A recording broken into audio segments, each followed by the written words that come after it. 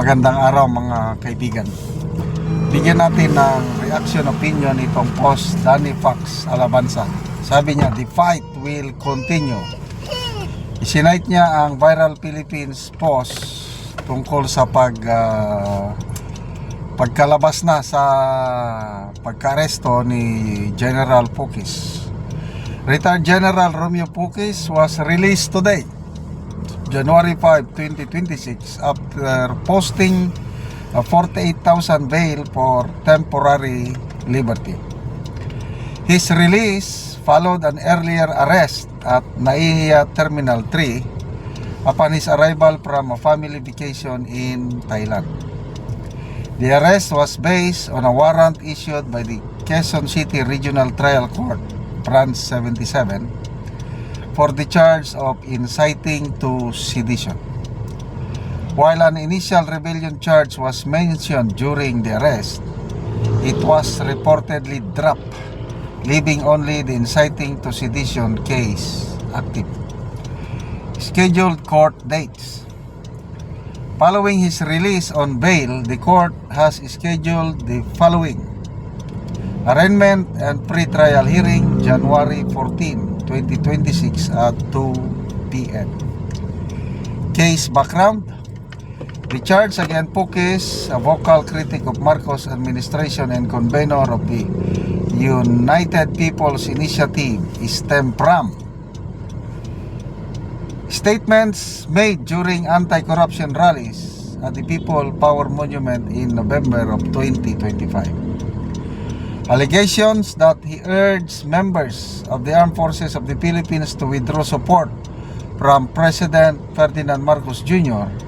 and called for the President to vacate his post amid controversies over anomalous flood control projects. Yan po. So, salamat tayo. Answered prayers ito dahil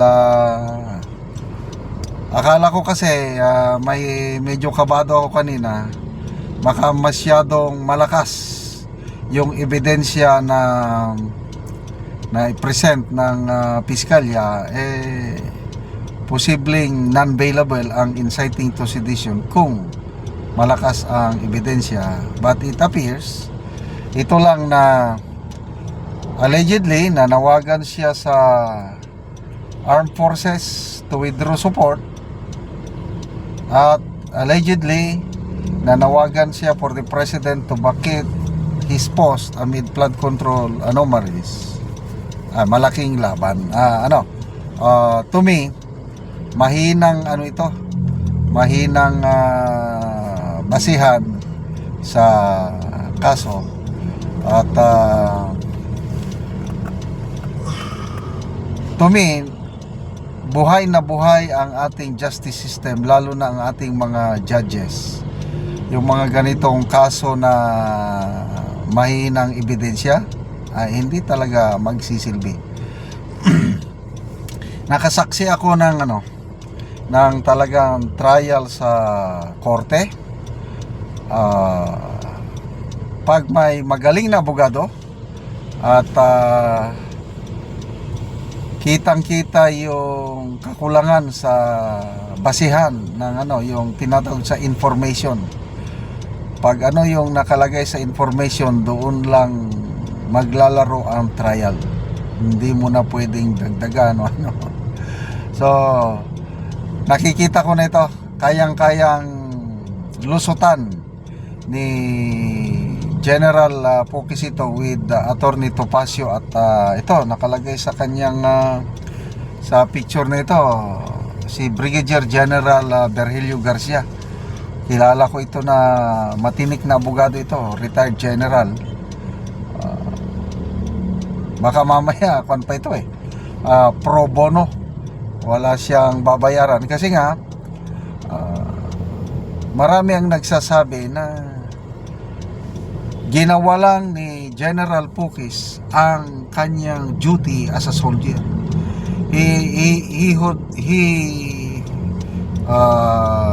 Dapat pinili niya na mag-retire na lang peacefully.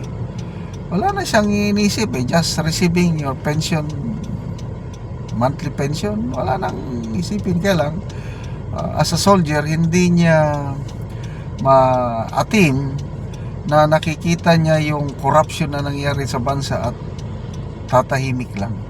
Kaya nga sabi niya, ang corruption ay hindi nabubuhay sa kapangyarihan, nabubuhay ito sa katahimikan. Kung hindi tayo mag-ingay, hindi tayo magreklamo laban sa corruption, ay kawawa ang susunod nating henerasyon. Kaya maalala ko tuloy din si Mayor Magalong, bakit siya nagiging active sa paglaban sa corruption. Sabi niya, kawawa ang mga bata. Kaya ito, halos magkakasunod sa klase itong General Pukis is class 81, class 82 naman si General Magalong. Bilib ako dito sa klase nila. Marami akong nakasabay sa serbisyo na class 81, mga karamihan 3-star generals. Bilib ako yung kanilang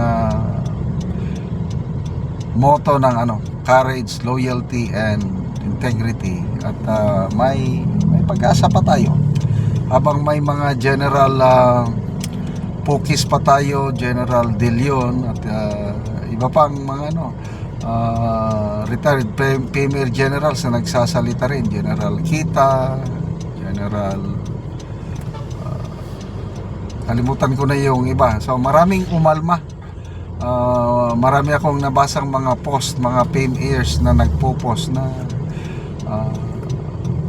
we should stand with our fellow cavaliers sa ginawa nilang itong panggigipit. Sabi nga ni Attorney Vic Rodriguez, klarong panggigipit ang ginawa kay General Pukis. At sabi niya, be strong, General Pukis. Ngayon, wala na, makatulog na ng mahimbing si General Pukis. At alam ko, labanan na lang ito ng mga abogado. And I tell you, hindi abutin ito ng isang taon. Isang taon lang, tapos na ang kasong ito. So, good luck po, General Pukis, sir. Salamat mga kaibigan sa inyong pagsubaybay sa ating channel. Katulong kayo ng malaki sa Tribong Talandig ng Bukidnon dahil ang income natin sa channel na ito is pantulong po sa tribo. Namimigay tayo ng mga libreng yero at pako para ang tribong ito is makapagpatayo ng mas maayos na kanilang tirahan. Panoorin nyo ang video na ito. Tagaan-Ogsen. Magbabaya ay Salamat. Salamat tayo, sir. So muna ni ang balay ni Kuya sa natag sa Yaha. So muna ni ang itsura sa ilang balay nga magkatuluan gud sila tungod sa kuana kadugayon na ilang balay. Pila na ni katuig ya inyong balay? 12 years na ni siya. 12 years na. Oo. So, Sa 12 years, atong niaging tuig, nasunog ni siya mo ni ani ang kon ani. oo. Kini wala na nako niya, narinig ni kay. Oo. Ako lang mong nagito. Lagi so nasunugan mo. So karon makakuha na mo og balay kay natagaan naman mo gero. Oh, salamat kay sa kwan sa nagtabang sa Yero. Hinaot ko nga dagan pa mo matabangan nga mga kwan nanginahanglan sa inyo. Kay namin kasing-kasing sa pagtabang sa mga kapusang prayer. So pila ka buok imong kuan niya, imong anak? Kuan 5, puro bay. So tanan na naga-eskwela. Oh, eskwela na tanan. So unsa nay grade? Ang isa ka anak na ako nag-eskwela sa USTP, diya sa Mirayon.